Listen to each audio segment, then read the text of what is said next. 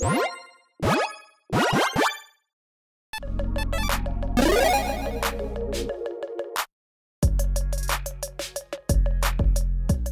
everyone, Mitch coming in for the Commander's Course Studio. Welcome to the show. So, it's happening again. Maybe this is just the new norm, but one spoiler season literally just ends, and we already have a leak from another upcoming product, and it's a big one. So, with all that said, let's jump into it. So I will point out that this is obviously not the leak. It is an MTG.design custom card that I made with custom art as well.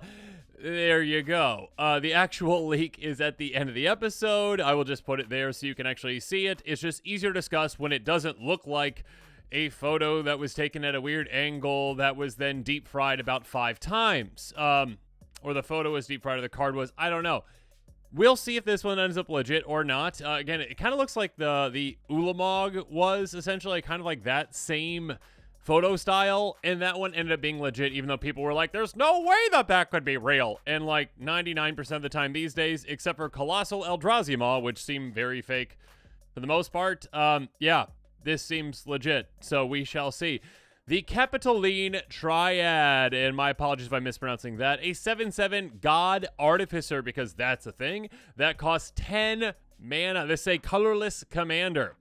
Those who came before. This spell costs 1 less to cast for each historic card in your graveyard. A reminder that, well, sagas are historic. You're not doing Saga Tribal with this. Ledgers are historic. You could do that. You definitely could do that. But here's the thing, artifacts are also historic, and anytime you see blah, blah, blah, blah, blah, commander historic, vast majority of the time, artifacts are the most powerful and best and probably most budget-friendly way to take it. It also says, exile any number of historic cards from your graveyard, total mana value 30 or greater. You get an emblem with creatures you control, base power toughness 9/9. So just that, oh wait, what? You get an emblem. Yep, I believe, let me know in the comments below because I could be wrong on this.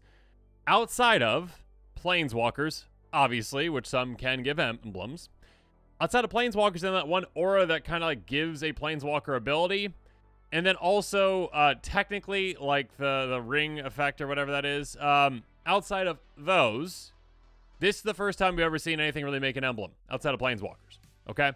And also, it's the very first time we're ever seeing an emblem on a creature, I believe. Again, correct me in the comments if I'm wrong on that. And a creature that is a commander. Okay, so that is incredibly powerful. Now, how hard is that to pull off? Not difficult at all, really. This does cost 10, but again, you can get it out for a lot less than that. If you get a couple of historic cards in your graveyard, I mean, if you get 10 in your graveyard, which is very doable, this can be free. Obviously, so you have a free potential card that can potentially freely, again, with setup, yes, make every single one of your creatures into a 9/9 base, power, and toughness. That is a recipe for success. Yeah. So there's some different things that you can do to speed up the process, obviously, to get it out. You can, of course, focus on ramping, which you definitely should, just in case you're not able to fill your graveyard very quickly with that. But obviously, you don't want to just, like, put this out there as a 7/7 that does nothing. You probably want to put this out probably on the exact same turn that you're like emblem, because again, let me know in the comments below if I'm wrong on this, but I don't believe there's any way currently to interact with emblems. So like once you have that emblem, it's just perpetual. You are everything is a 9/9 now. So yeah, that's very, very powerful, very, very hard to deal with. Just get this down, and all of a sudden, yeah, you are able to then make everything into a 9/9 permanently. So go wide. Fill your graveyard with a couple different ways. We'll talk about those here in a little bit. Whether that's, discarding, I was going to say wheels. There's not too many wheels in colors, obviously. Discarding, milling, etc., ways to get things in your graveyard. And when you do that, then you're all of a sudden like, hey, giant creatures. So then you win with giant creatures. So this is a very, very powerful commander. It's one that does require a good amount of build around, but can do some very exciting things. I think one that players will be pretty excited about. And yeah, it's pretty unique. Again, very unique, especially since we are seeing a commander that, again, makes an emblem and also gets rid of 30 mana value cards, which is a lot. But yeah, let's talk about some ways to build around this one if it is real. Again, I will reiterate, this is a leak. It is not officially confirmed by Wizards, nor unless they decide to do a really awkward article at some point where they're like, well, leaks are happening. We understand that. But you know what? Here's some images because we said that you don't like potato quality images. But we're just doing this once for some reason. And only like a couple of those. And then not again. And then just like ignoring the rest of the leaks. So we'll see what happens. I doubt we'll figure out what this is actually until it actually potentially gets spoiled. But keep in mind, again, that it's potentially true, potentially not true, and don't pick up cards necessarily around it until then, unless your playgroups will go through like proxying this, and even if it's not real, playing with it still, there you go. Regardless, or you can bookmark the link below with all the cards I'm talking about. Let's jump into some ways to build around it, the budget buys and the pricier picks.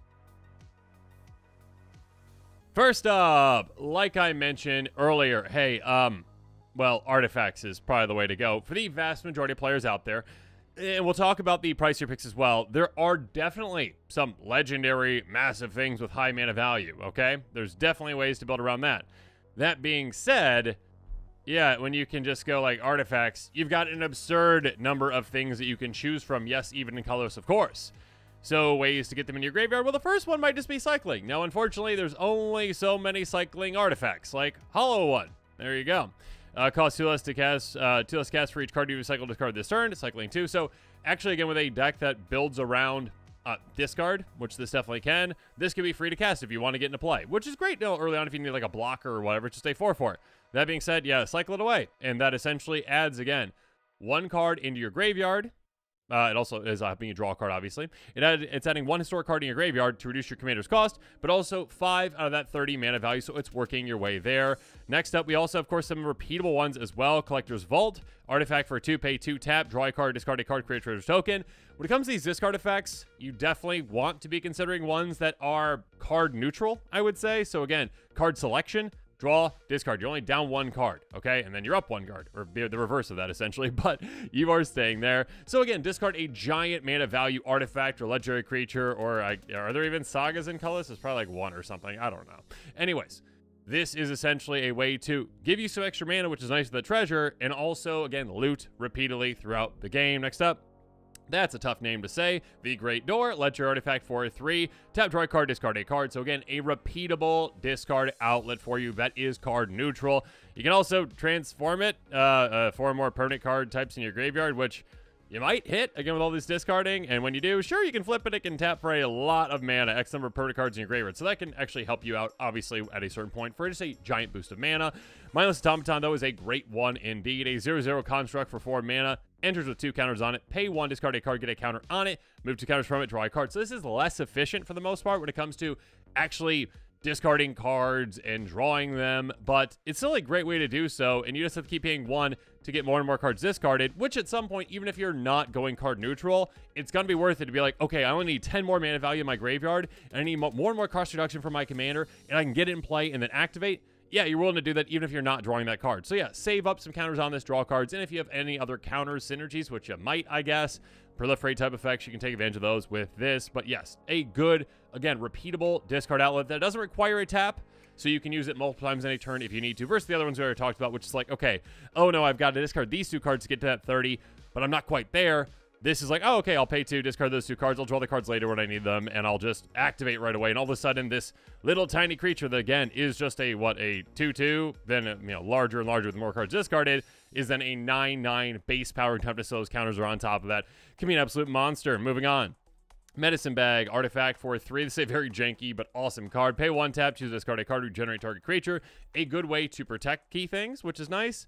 But also, yes, another discard outlet. One that is free, a free discard outlet. There's only so many in colorless. Patchwork Gnomes, an artifact creature gnome for 3 mana, 2/1. Discard a card, regenerate it. It doesn't matter if it's actually getting dealt with. Again, you're just like, oh, okay, I don't have to wait until this is about to get taken out. It's like, okay, I discard, regenerate it. I discard, regenerate it. I discard, regenerate it. Great.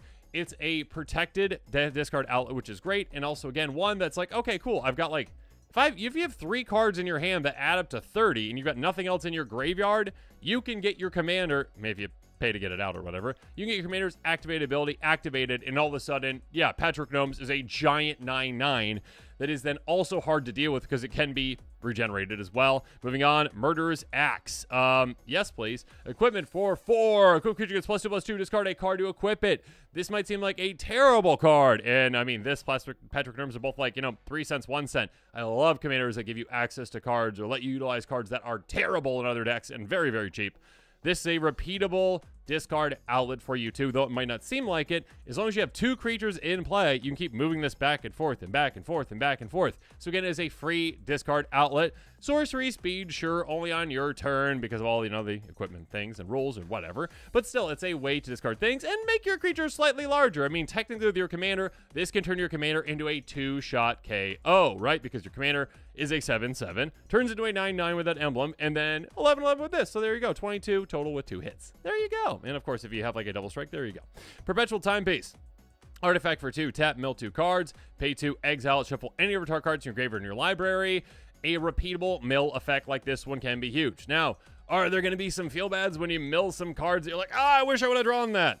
Yes, but are there going to be more times that you're like, oh my goodness, I just milled 20 mana value worth of cards. Great. Now all of a sudden I can activate my commander because of my 2 mana artifact that I threw into play.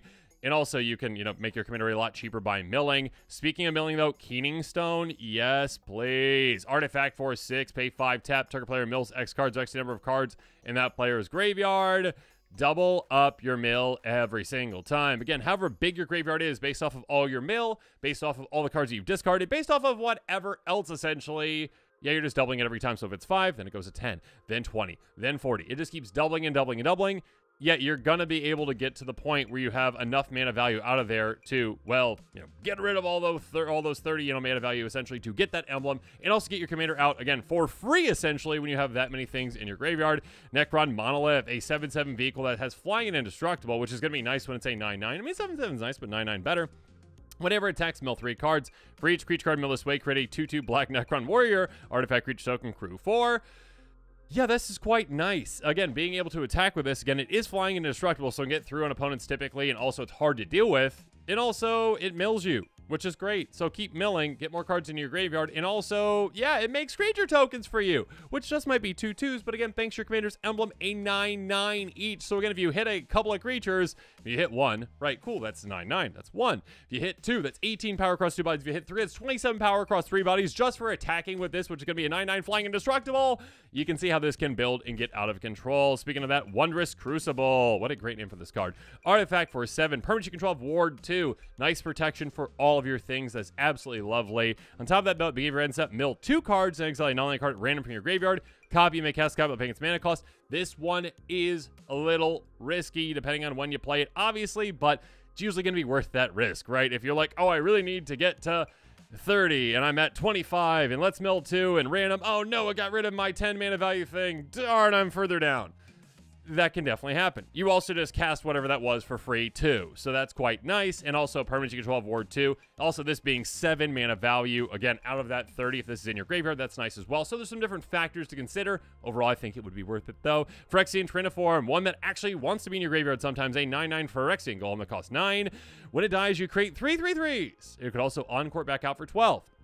Again, with your commander's emblem, this is absolutely absurd and amazing because when it dies, you're making 3 3/3s, which normally would be 9 total power. Instead, it's 27 total power. Again, if you encore this out, you get 3. Well, they're already 9/9s. Unfortunately, there's no extra benefit there. You get 3 9/9s attacking each of your opponents, and when those die, which they will, you get 9 3/3s in total, which are actually 9/9. So it's 9 times 9 is 81. Lots of math here, but a lot of power to be had. And of course, in your graveyard again with these higher mana value cards, this is good. This is very good. This is nearly 1/3 of the mana value that you need for your commander's amazing activation. Ancient Stone Idol. Ones that you can actually get out and sneak into play are great. Is it slightly a bummer that this is a 12/12 that turns into a 9/9 when your commander's emblem happens? Yeah, a little bit, but it's worth it. 10 mana value. Again, 1/3 of the mana value that you need. Amazing. You flash it in, costs 1 cast for each attacking creature, so you can cast it for a lot cheaper than that. Again, if your opponents are attacking, if you're attacking, whatever it is, cool, get it in there. Also, when it dies, you make a 6/12 with trample. It's kind of interesting that it actually evens it out, right? It goes up 3 in power, down 3 in toughness as a 9/9. Cool. I mean, again, sure, a little bit of a bummer that you go from a 12-12 down to a 9-9. It's worth it to be able to have this card in your deck, though, to count for that 10 mana, and also, again, make a 9-9 when it dies. Metalwork Colossus, yet another giant creature that has a giant mana value that you're going to want in this deck that you can also cheat into play. 10-10, Construct, costs X less cast for the total mana value of non-creature artifacts you control. It's an 11 cost creature. It's basically going to be free every single time for you. You can also sacrifice 2 artifacts and bring it back from your grave to your hand if you need to.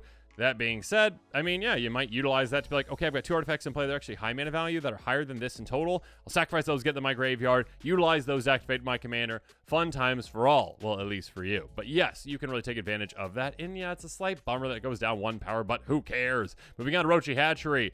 Definitely not going down 1 power. Enters the battlefield, X charge counter is on it. Pay 5 tap, put a 1/1 green snake creature token on the battlefield, free charge counter on it. This is, hey, how much did you put on that? Oh, cool. 4 counters, whatever it was. Awesome. Pay 5, tap, activate, make 4 9/9s.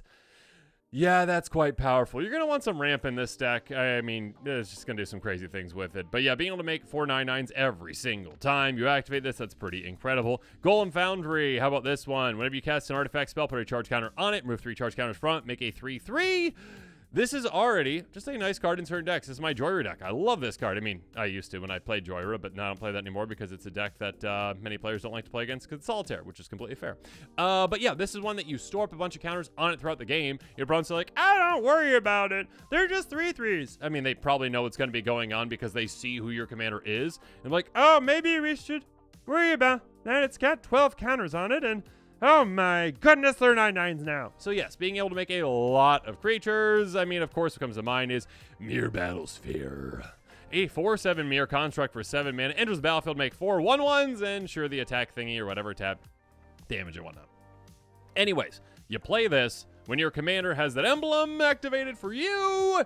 Instead of this being, 8 total power across 5 bodies?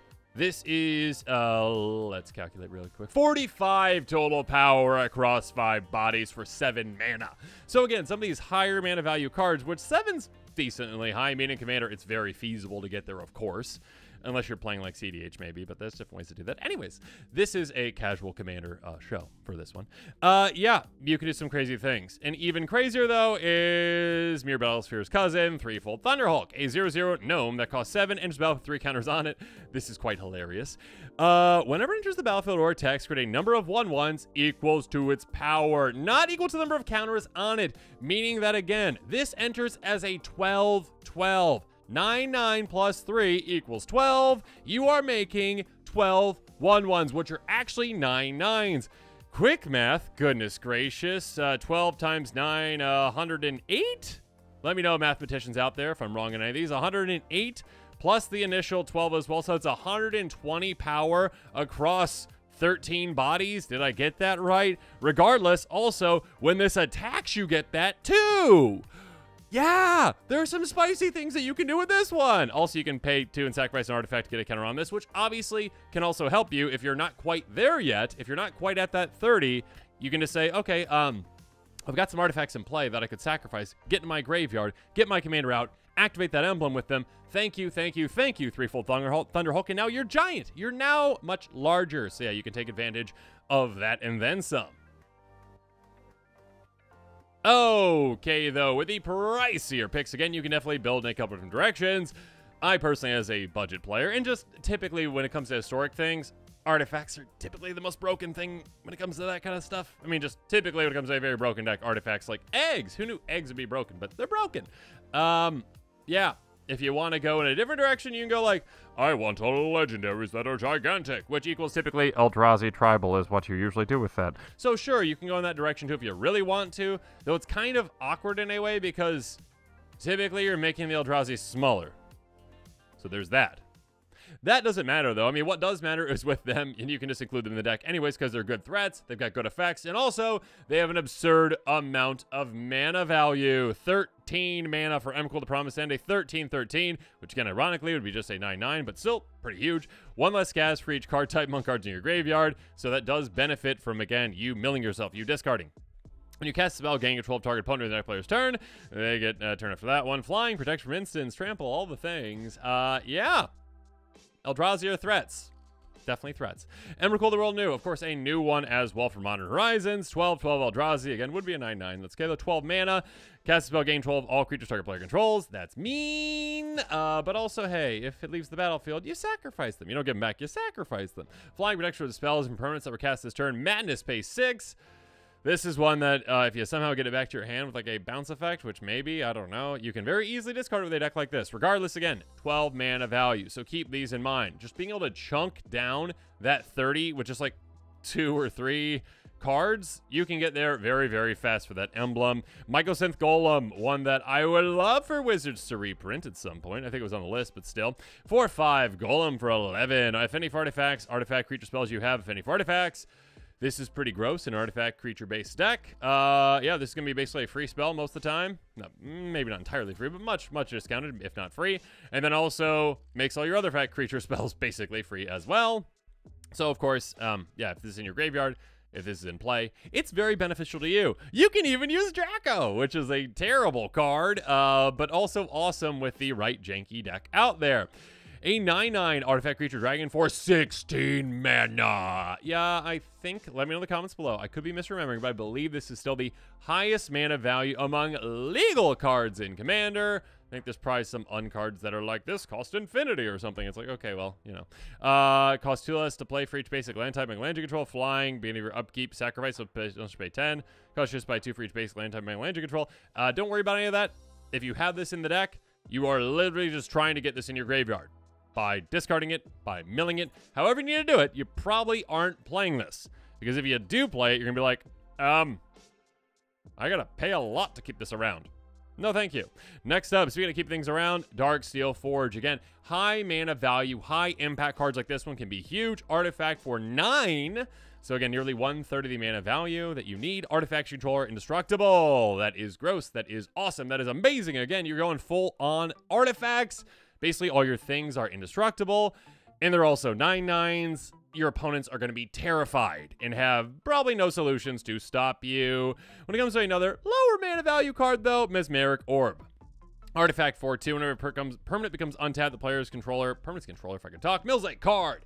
So, just having this in play early, you're like, okay, I'm playing things, I'm untapping lands, I'm doing this, doing that, doing this, doing that. You're going to be untapping quite a few things. You're going to be just freely milling cards throughout the game with this, filling up your graveyard, making your commander cost a lot less, maybe even free, and then also getting to that 30 in absolutely no time. Yeah, I mean, this is one that I'm not going to say could just mill you, but you got to be careful with that, I guess, at a certain point if someone else is playing mill, but yeah, you could just probably destroy it or whatever. Just, you're okay. And your opponents might get a little salty about this being in play and be like, I don't like when you mill my things. So they're like, I'm not trying to. I'm just trying to mill my own things, okay? So I can just help my tiny little creatures become 9/9s. I'm so sorry. Smack you in the face for 27. You're welcome. Okay, goodbye. Yeah, this commander can be pretty disgusting. But now as this episode is coming to a close, again, a few reminders. Number 1, after I'm done talking, all right, there will be that card. That is what this entire episode is based off of. This stuff is not just made up. It is, I mean, maybe it's made up, I guess, technically, if it was like a fake leak. But again, even if it looks like it was deep fried about 4 or 5 times, and then the person took the photo running a marathon really quickly while spilling things on it, it is still typically these days ends up being real. I'm not saying it is real. I'm saying that chances are likely, in my mind, it is a real card. Meaning, hey, there's some interesting things that you can do with it. If you are excited about it, hold up. Ask your playgroup first. If they're okay with it, sure, you can proxy it. And if they're okay with it, I would also be like, hey, like, if this ends up not being real, am I still allowed to play this? And they're like, oh yeah, sure, whatever, that's fine. Great. If not, maybe hold off on getting any of the cards for this. But again, if you are in that exact scenario, sure, check out that card list link in the description below. Pick up some of those cards. There's some amazing things you can do with this. Again, I would build just artifact craziness, discard, mill, 9/9s, the Thunder Hulk craziness shenanigans. Let me know if I got that math right again, please. Thank you. But yeah, there's some crazy things you can do with it. And if your playgroup's like, no, maybe wait, then sure, just bookmark that or something. Regardless, make sure you're staying tuned to this channel for even more exciting. It's just so hard to keep up these days. Exciting quick takes, deck techs, spoilers, leaks, all the things apparently, because it is just non-stop these days. We shall see if this is real. If so, it sets a new precedent on what is and what cannot be a card that makes emblems. And will we ever see a way to interact with them? Like, get rid of an emblem? We shall see. I don't know. Let me know in the comments what you think. Let me know if I'm wrong on any of that. Do we already have a card that can get rid of emblem? And don't say, like, player removal, which, yes, that would technically get rid of the emblem, right? Because the player's gone. So maybe a way to steal an emblem. That would be spicy and rude and mean. Let me know in the comments below. Of course, as always, thanks again, and have a good one.